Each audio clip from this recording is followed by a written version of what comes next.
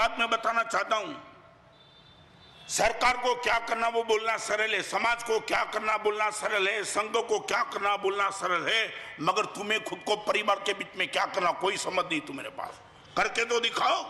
एक साधु निकल चुका है संघ को बचाने के लिए, समाज को और सरकार को बचाने के लिए। गुरुदेव की कृपा से मैं गया था दिल्ली, और बड़ी वेदना के साथ आज तुम्हारे सामने मैं बयान कर सकता हूं कि दिल्ली की गवर्नमेंट को जाकर के सेक्स एजुकेशन के खिलाफ 15 करोड़ बच्चे को तुम्हारे बेटे को वो देना था। 3.5 साल की बाजी जान की लगा के मैं बैठा था, चंद्रशेखर ने मेरे पे जो कागज लिखा था आज आपके सामने मैं प्रकट नहीं कर सकता हूं। आपने मेरा हौसला तो बढ़ा दिया था, मगर लखा था कि रत्न समाज बहुत अलर्ट रहना, बहुत सावध रहना। तुम क्या लेकर के बैठे तुम्हें मालूम नहीं। अमेरिका को तुमने दुश्मन बनाया। 3.5 साल के एक स्ट्रगल के बाद 15 करोड़ बेटे को खत्म करने के लिए जो सेक्स एजुकेशन आ रहा था उनके खिलाफ एक आंदोलन चलाया। वो सेक्स एजुकेशन सिलेबस की एक लाइन आपको बताना चाहता हूं और नहीं, ये सेक्स एजुकेशन सिलेबस तुम पढ़ो बेटे और आपके बेटे और बेटी के लिए वो मैसेज था कि ये तुम पढ़ो, व्यभिचार कैसे करना, सेक्स कैसे करना, वो सब लिखा था उसमें। और साथ में लिखा था ये पढ़ते वक्त तुम्हारे माँ बाप तुम्हारी बाजू में आ जाए तो भी शर्म नहीं रखना, इस शर्म ने देश को खड्डे में डाल दिया। वो लिखा था सेक्स एजुकेशन के सिलेबस में। 3.5 साल तक एक आंदोलन चला। मुस्लिमों को लिया, क्रिश्चियन को लिया, पटेल को लिया, print media, electronic media, IAS officer, supreme court chief justice, सभी को साथ में लेकर के 3.5 साल के बाद संसद की एनेक्स में लेक्चर करने के लिए। और Venkaiah Naidu he was the chairperson of petition committee, और उसने एक ही लाइन में जजमेंट दे दिया, no sex education required in India, और मेरा काम हो गया था।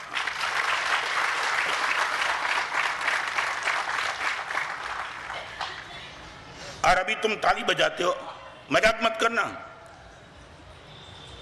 ये 3.5 साल के बाद सेक्स एजुकेशन बैन हो गया ना, तब मैं आज मेरी भी वेदना तुम्हारे सामने व्यक्त करता हूं कि तुम कितने खोखले बन चुके हो।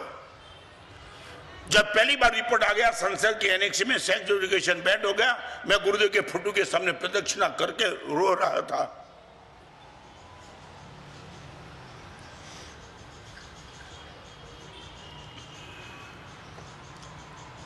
सोनिया के पास गया तो सोनिया को मैंने कहा था, मैंने होमवर्क भी नहीं किया था, मैं सोनिया को क्या कहूंगा, मगर उनके व्यक्तित्व को देख करके मेरी जो बात चली उसमें बातचीत में मेरे मुंह से सोनिया के लिए शब्द निकल गया कि मैडम मैं आपको एक बात करना चाहता हूं, आप सिर्फ राहुल और प्रियंका की मां नहीं हो, आप इस देश के 15 करोड़ बच्चे की मां हो। एक संत आपके सामने भीख मांगते ही 15 करोड़ के बच्चे को बचा लो, इनकी आंख में आंसू थे। और आज मैंने सोनिया से बात की, रात को उसने HRD मिनिस्टर को लिख दिया सेक्स एजुकेशन नीचे, उनकी पॉलिसी रिव्यू करो। ये गुरुदेव की ताकत। मगर मैं वो कहना चाहूं, जिस दिन सेक्स एजुकेशन बाउंड हो गया, बंबई से एक मुस्लिम जमात इस्लाम हिंद वाला मुस्लिम लीडर था, वो अकेला आ गया मेरे पास बाय एयर, और आकर के नतमस्तक होकर आंख में आंसू के साथ कहा, गुरुदेव इस हिंदुस्तान के कल्चर को बचाने का आपने जो काम किया मैं नतमस्तक हूं। मैं बोला कहां से आते हो? गुरुदेव बंबई से आया हूं, और जैसे ही पता चला सेक्स एजुकेशन बैन हो गया, गुरुदेव हिंदुस्तान के कल्चर को आपने क्या बचा लिया। हमारी 13 साल की बच्ची को हम गुरुदेव बुरखे में डाल देते, नंगी करने वाले थे, गुरुदेव आपने पूरे हिंदुस्तान के कल्चर को बचा लिया। आपको सत नमस्कार करके सिर्फ धन्यवाद देने के लिए एक मुस्लिम आया था और नमस्कार करके निकल गया। मैं पूछना चाहता हूं कौन आया था अहमदाबाद वाला? यहां बैठ के तुम तालियां बजाते हो। आए 3.5 साल तक गुरुदेव क्या जंग खेल के बैठे हो तुम।